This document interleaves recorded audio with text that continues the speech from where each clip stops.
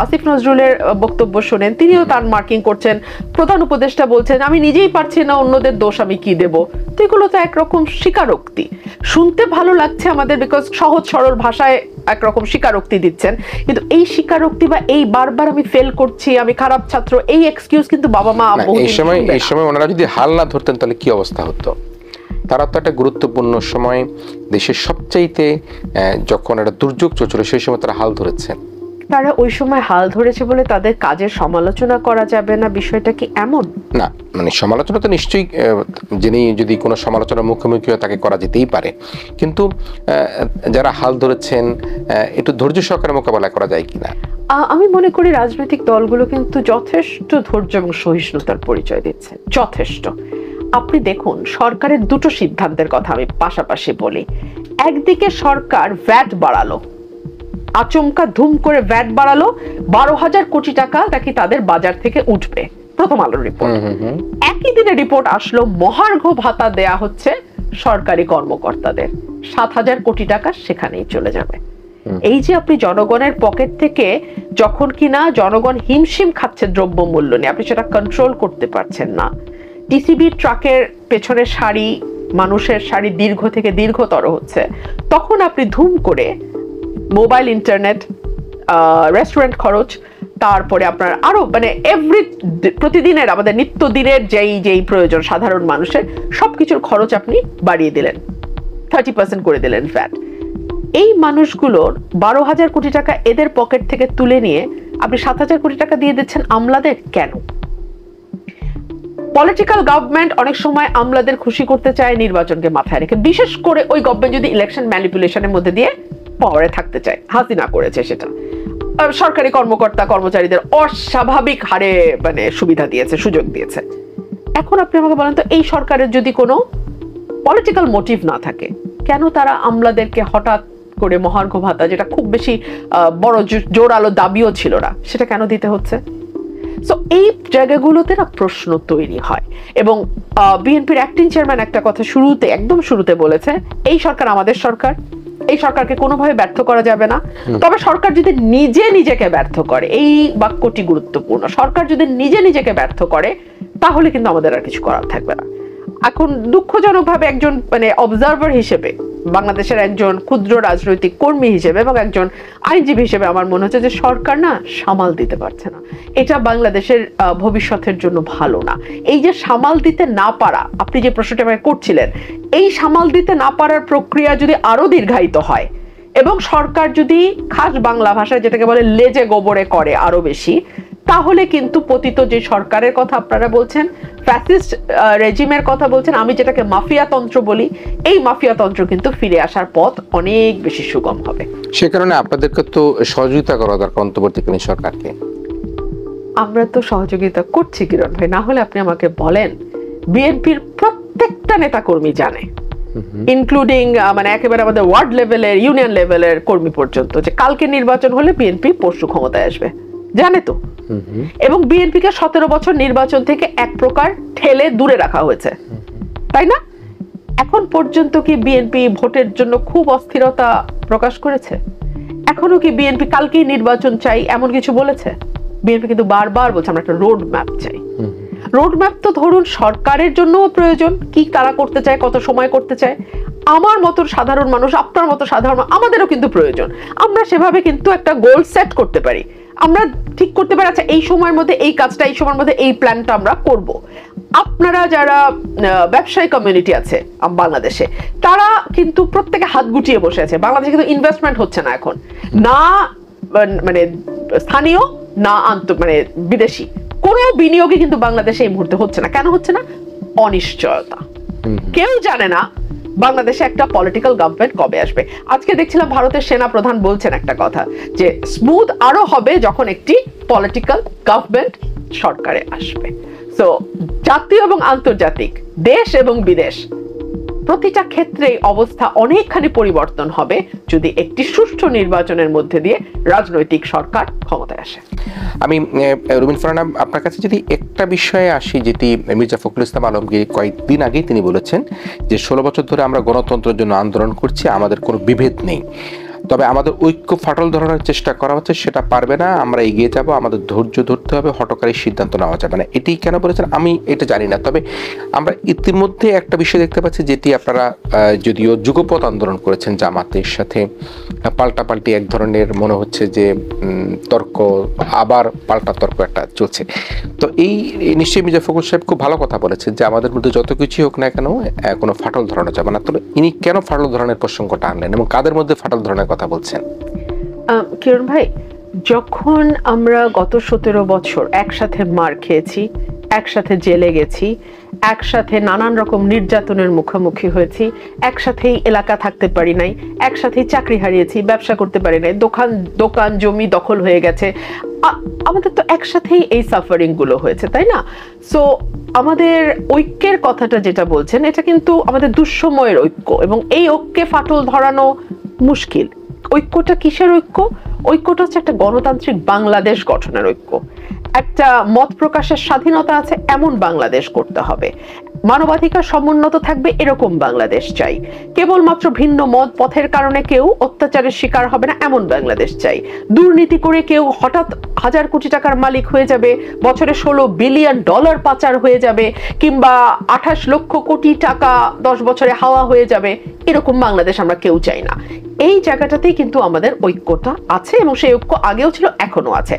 রাজনীতির মাঠে তর্ক বিতর্ক থাকবেই, এবং এটা বরং সুস্থ রাজনীতির প্রতিযোগিতাকেই ইঙ্গিত করে। জামাত আলাদাভাবে নির্বাচন করতে চায়, এবং সেখানে কোনো অন্যায় কিছু নাই, চাওয়াটা থাকতেই পারে। বড় একটি রাজনৈতিক দল, তাদের নেতা কর্মীরা আছে, ভোটার আছে, সমর্থক আছে, তারা তো আলাদাভাবে নির্বাচন করতে চাইতেই পারে। এবং বিএনপি আরো বড় একটি রাজনৈতিক দল, বিএনপির অসংখ্য নেতাকর্মী আছে, অসংখ্য ভোটার আছে, প্রার্থী আছে। সো বিএনপিও তার মতো করে ইলেকশনের মাঠ গুছানোর চেষ্টা করছে। সো যখন আপনিও আপনার মতো ইলেকশনের মাঠ গোছাবেন, আমিও আমার মতো ইলেকশনের মাঠ গোছাবো, এবং আমরা মাঠের মধ্যে সুস্থ প্রতিদ্বন্দ্বিতা করব, প্রতিযোগিতা করব, নির্মূলের রাজনীতি না, সুস্থ প্রতিদ্বন্দ্বিতা এবং প্রতিযোগিতা হবে। সেখানে তো কিছু কথা তর্কাতর্কি, কিছু একটু কথার লড়াই হবেই, এটা আমি সুস্থ রাজনীতির চর্চা বলে মনে করি। নির্বাচনে বৈতরণী পার হওয়াটা না বিএনপির জন্য কোনো চ্যালেঞ্জ না। এটা যে এখনকার জন্য সত্য তা না, 14 সাল থেকেই কিন্তু এটা বিএনপির জন্য সত্য। মোটামুটি একটা মোটামুটি সুষ্ঠু হলে বিএনপি 14 সালেই ক্ষমতায় আসে, এবং দেশনেত্রী বেগম খালেদা জিয়া 14 সালেই প্রধানমন্ত্রী হন।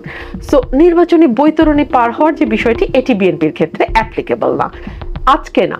দেশনেত্রী বেগম খালেদা জিয়া কিন্তু এই জাতীয় সরকারের কথা বহু আগেই বলেছেন, এবং তিনি এনশিওর করেছে যে যেই ছোট ছোট রাজনৈতিক দলগুলো বিএনপির সঙ্গে এই দীর্ঘ লড়াই সংগ্রামে মাঠে ছিল, যেই ছোট ছোট রাজনৈতিক দলগুলোর অনেক নেতা আছেন যাদের প্রাজ্ঞতা, অভিজ্ঞতা, রাজনৈতিক মেধা এবং দক্ষতা ডেফিনেটলি দেশের কাজে লাগানো উচিত, সেই মানুষগুলোকে নিয়েই কিন্তু জাতীয় সরকার করার একটা পরিকল্পনা বিএনপির আছে। সো এখানে আমরা যেটা বলতে চাই যে 17 বছরে প্রত্যেকের যার যার জায়গা থেকে লড়াই করার, সংগ্রাম করার এবং অবদান রাখবার, এবং এই মানে অভ্যুত্থানকে বেগবান করবার জন্য প্রত্যেকের যার যার জায়গা থেকে অবদান আছে। সো এই অবদানের স্বীকৃতি স্বরূপ সকলকে নিয়েই আমরা বিএনপি একটি জাতীয় সরকার করার কথা বলছে। এবং নিশ্চয়ই সব দল আশাবাদী হতে পারে যে জাতীয় সরকারে তারা একটা পার্টিসিপেশন হবে, একটা অংশগ্রহণ হবে। এবং আপনি যেটা বলছিলেন যে 14 সাল থেকে যদি নির্বাচনের একটা সুষ্ঠু নির্বাচন হতো, সেই নির্বাচন হলে এটা তো আমরা নিজেরাই যারা গণমাধ্যমে কাজ করি বা যারা সাধারণ মানুষ দেখে, তারা তো নিজেরাই বুঝতে পারছিল যে আসলে আওয়ামী লীগের কয়টি সিট পেত। যদি আমার মনে হয় সবচেয়ে ভালো বুঝেছিল শেখ হাসিনা, সবচেয়ে ভালো, কারণ তার কাছে ডিজিএফআই, এনএসআই, গোয়েন্দা সবার রিপোর্ট আছে। তো উনি জানতেন যে ওনার পক্ষে আসলে ওনার দলের পক্ষে কয়টা সিট পাওয়া সম্ভব। সে কারণেই কিন্তু হঠাৎ করে তত্ত্বাবধায়ক সরকারটা বাতিল করা, এটা কিন্তু ওনার ইলেকশন ম্যানিফেস্টোতে ছিল না। 2008-এর নির্বাচনী ইশতেহারে কিন্তু কোথাও লেখা ছিল না যে তত্ত্বাবধায়ক সরকার বাতিল করব।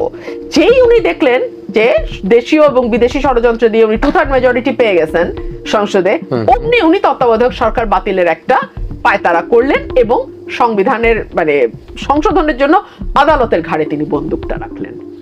তো সেই অবস্থায় এখন তো আওয়ামী লীগের আসলে যে অবস্থা সেটা দেখা যাচ্ছে যে বড় বড় নেতা নেত্রী যারা আছেন তারা তো আসলে অনেকেই দেশে নাই, যারা আছেন তারা হাজতে আছেন, এবং আমরা যদি মাঝারি গোছের নেতা কর্মীদেরকে দেখি, তারা অনেকেই এখন সামাজিকভাবেও কিন্তু এখন কোথাও যাচ্ছে না, আসছে না, খুব একটা দেখা যাচ্ছে না।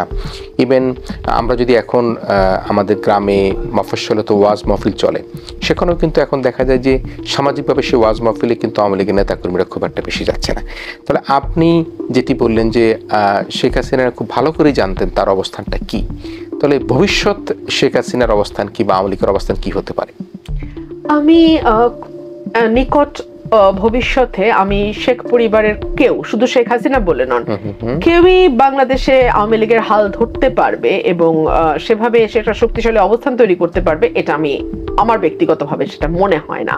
বিকজ এত মানুষের রক্তের দাগ তাদের হাতে, এবং এই যে দুর্নীতির ভয়াবহ সব তথ্য সামনে আসছে, একে মানে মানুষের উপর নৃশংসতা, দেশের মানুষের উপর গুলি চালানো, দেশের আইন শৃঙ্খলা রক্ষাকারী বাহিনীকে নিজ দেশের মানুষের দিকে লেলিয়ে দেওয়া, অন্যদিকে দুর্নীতি, এই দুটার যে যুগপদ একটা ব্লেন্ড হয়েছে, এখান থেকে আমার মনে হয় না যে শেখ পরিবারের কেউ আওয়ামী লীগের রাজনীতি হাল ধরতে পারবে। আওয়ামী লীগ যদি রাজনীতি করতে চায় তাহলে তারা আসলে কাদেরকে নেতৃত্বে এনে কিভাবে রাজনীতি করবে এটা তাদেরকেই ঠিক করতে হবে। তাহলে যে আসন্ন যে নির্বাচনের কথা আমরা এতক্ষণ বললাম, সে নির্বাচনে তাদের অংশগ্রহণটা কি হতে পারে? আমার মনে হয় মানুষ কিন্তু তাদেরকে না বলেছে, রেড কার্ড দেখিয়েছে। তবে হ্যাঁ, তাদের কিছু ফিক্সড ভোট আছে। একটা সাম পার্সেন্টেজ অফ ভোটার পৃথিবী উল্টে গেলেও নৌকায় ভোট দেবে, এরকম আছে। সো এরকম ধানের শীষেরও ভোটার আছে, প্রচুর ভোটার আছেন। জি আছে, বলা তো হয় 32% এভাবে ভোটাররা ভাগ, আর বাকিটা হচ্ছে সুইং ভোট, 40% হচ্ছে সুইং ভোট। আমি ধরে নিলাম বিএনপির ভোট এখন 42% হয়তো আরো বেড়েছে, 45%, হু নোস। আর আওয়ামী লীগেরটা কমে হয়তো 25% হয়েছে। মানে যেগুলো জাস্ট স্পেকুলেশন আর কি, ধারণা আমার। তো এরকম হয়েছে, কিন্তু ওই ভোটটা তো আছে। এখন এই সরকারকে সিদ্ধান্ত নিতে হবে যে গণহত্যাকারী দল হিসেবে কিংবা মানবতা বিরোধী অপরাধের সঙ্গে যুক্ত দল হিসেবে, ঠিক যেভাবে জামাতের বিচার আওয়ামী লীগ করেছিল, মানে করার একটা নাটক সাজিয়েছিল তারা, সেভাবে এই আওয়ামী লীগের বিচার করে আওয়ামী লীগকে নিষিদ্ধ করে নির্বাচন থেকে দূরে রাখবে, নাকি আওয়ামী লীগকে নির্বাচন করতে দিবে, এই সিদ্ধান্তগুলো এবং এই আলোচনাগুলো কিন্তু এখন হওয়া উচিত কিরণ ভাই। এই আলোচনাগুলো আমরা কেউ করতে চাই না।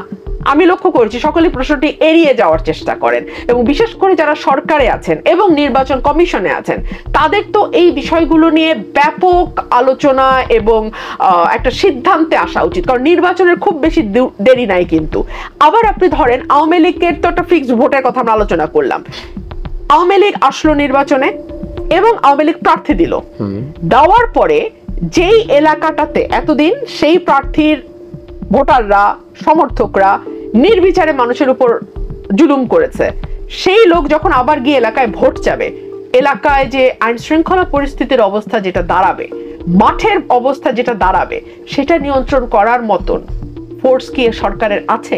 আসলে কি তারা আসতে পারবেন? মানে আপনি তো বললেন আরেকটু দূরে গিয়ে বললেন, তারা যদি আসে, মানে জনগণ কি তাদের গ্রহণ করবে? তারা কি আসতে পারবে? জনগণ তাদের গ্রহণ করবে না কিরণ ভাই, জনগণ তাদের গ্রহণ করবে না, এই ব্যাপারে নিশ্চিত। কিন্তু তাদের আসার মানে পথটা রুদ্ধ করবার পথ হচ্ছে আইনগতভাবে দলের বিরুদ্ধে ব্যবস্থা নিয়ে দল নিষিদ্ধ করা। তাহলে তো সেই প্রক্রিয়াও সরকারকে শুরু করতে হবে। আমি শুধু বলতে চাচ্ছি, হাতে তো সময় বেশি নাই, কি করতে চান সেটা পরিষ্কার করেন মানুষের কাছে, অ্যাটলিস্ট নিজেদের মধ্যে একটা সিদ্ধান্তে আসেন এবং সেটা জাতিকে জানতে দেন। আর যদি আপনাদের মধ্যে কোনো কনফিউশন থাকে, মানুষের কাছে আপনারা যেতে পারেন, গণভোটের আয়োজন করতে পারেন, করেন। তো আমি একটু আপনার ব্যক্তিগত রাজনীতির দিকে আসি। আপনি তো অনেকদিন আন্দোলন সংগ্রাম করলেন, আমরাও দেখলাম। নিশ্চয়ই যারা বিএনপি পন্থী তারা তো প্রত্যেকেই জানে, সাধারণ মানুষও জানে, টেলিভিশন যারা দেখে তারাও জানে। তো আপনি আপনার নিজের রাজনীতিটিকে কিভাবে ভাবছেন, কি চাচ্ছেন আপনি? নিশ্চয়ই আমরা চাই যে আপনি দেশের রাজনীতিতে পার্লামেন্টে যাবেন, উচ্চকৃত কণ্ঠে জনগণের কথা বলবেন। আপনার রাজনৈতিক অবস্থানটা কি অবস্থা চলছে? আমি মাসে অন্তত 15 থেকে 20 দিন এলাকায় থাকি। আচ্ছা। এবং আমি খুব থরলি এনজয় করি। আমার নেতাকর্মীদের খুব শক্তভাবে নির্দেশনা দেয়া আছে, কোনো রকম কোনো মানে মিসডিডের সঙ্গে যেন তারা যুক্ত না হয়, কোনো রকম কোনো অপকর্মের সঙ্গে যেন তারা কোনোভাবে যুক্ত না হয়। সো আলহামদুলিল্লাহ আমি যতবারই যাচ্ছি প্রতিবারই তো মিটিং, কোনো না কোনো সমাবেশ একটা আমি রাখি, মানে প্রতিবার যাওয়ার সময় একটা সমাবেশ আমি রাখি। এবং আপনি যদি পত্রিকাগুলোর দিকে নজর রাখেন আপনি দেখবেন সেখানে বলা হয় যে আমার জনসভায় জনতার ঢল। এবং আপনি যদি জেনুইন মানুষ হন, মানে ফেক এন্ড জেনুইন এর ডিফারেন্স না, অনেকে মনে করে মানুষ বুঝতে পারে, মানুষ খুব ভালো বুঝতে পারে, খুব ভালো বুঝতে পারে। হ্যাঁ, সো মানুষের যে ভালোবাসা এবং যে স্বতঃস্ফূর্ততা আমি দেখি, তাতে আমি খুবই আশাবাদী আগামী রাজনীতি নিয়ে। তো সেই অবস্থায় কি আপনার নেতা কর্মীরা কি এরকম আছে যে তারা আওয়ামী লীগের লোকদেরকে আশ্রয় প্রশ্রয় দিয়ে? আমার নেতা কর্মী একদম না, আমার এলাকায় আমার জানা নেতা কর্মী তারা একেবারেই না। আপনি খোঁজ নিয়ে দেখতে পারেন, ব্রাউনবাড়িয়া 2 সরাইল সুগঞ্জ না। এবং আমি কিন্তু দীর্ঘ 15 বছর যে কোনো অরাজকতার বিরুদ্ধে কথা বলেছি, সেটা নজির আপনারা নিশ্চয়ই আমাকে এখনো দেখেছেন। আমি কিন্তু এটাও বলেছি যে বিএনপির গ্রাসরুট লেভেলে অনেকেই বাণিজ্যের সঙ্গে যুক্ত, অনেকেই চাঁদাবাজির সঙ্গে যুক্ত। সো আমার নিজস্ব একটা প্যাটার্ন আছে, আমার নিজস্ব একটা ধরন আছে, এবং 17 বছর আমি যা করেছি সেখান থেকে আমি সরে যাব এটা ভাবার আসলে কোনো কারণ আছে বলে আমি মনে করি না।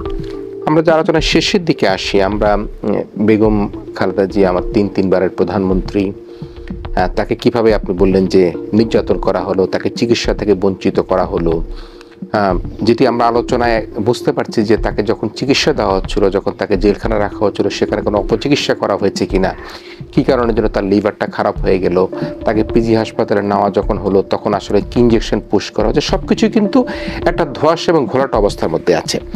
তো আমরা আপনার মাধ্যমে একটু দর্শকদের কাছে জানতে পারবো কিনা যে দেশনেত্রী বেগম খালেদা জিয়ার সর্বশেষ স্বাস্থ্যের পরিস্থিতি কিরকম আছে? যদিও আমরা জাহিদ ভাইয়ের কাছ থেকে মুখপাত্র হিসেবে শুনতে পাই সেখান থেকে, তবু আপনার কাছে সর্বশেষ কোনো খবর আছে কিনা? দেখুন, এই মানুষটি গত 15 বছর যে অবর্ণনীয় অবস্থার মধ্যে দিয়ে গেছে, বাংলাদেশে গণতন্ত্রের জন্য আর কোনো রাজনৈতিক নেতা এতটা ত্যাগ স্বীকার করেছে বলে মনে হয় না। উনি যখন আলিয়া মাদ্রাসার কোর্টে আসতেন, আমি যেতাম রেগুলার, উনি কিন্তু হেঁটে গাড়ির থেকে নামতেন, হেঁটে কোর্টে যেতেন, কোর্ট থেকে হেঁটে গাড়িতে উঠতেন, উঁচু গাড়ি, উনি হাত নাড়তেন আমাদের দিকে তাকিয়ে, সব কিন্তু ঠিক ছিল। কারাগারে নেওয়ার পর ওনার কি হলো যে উনি নিজের পায়ে দাঁড়াতে পারলেন নাই, ওনার হাত বাঁকা হয়ে গেছে। কেন? কি হয়েছিল? কি করা হয়েছিল তার সাথে? আলহামদুলিল্লাহ আজকে খবর দেখলাম ম্যাডাম হাঁটতে পারছেন, নিজের পায়ে নিজে ভর দিয়ে দাঁড়াতে পারছেন, ওনার ফিজিওথেরাপি শুরু হয়েছে। আল্লাহর কাছে ওনার জন্য দোয়া করি এবং আমি দেশবাসীর কাছে ওনার জন্য দোয়া চাই।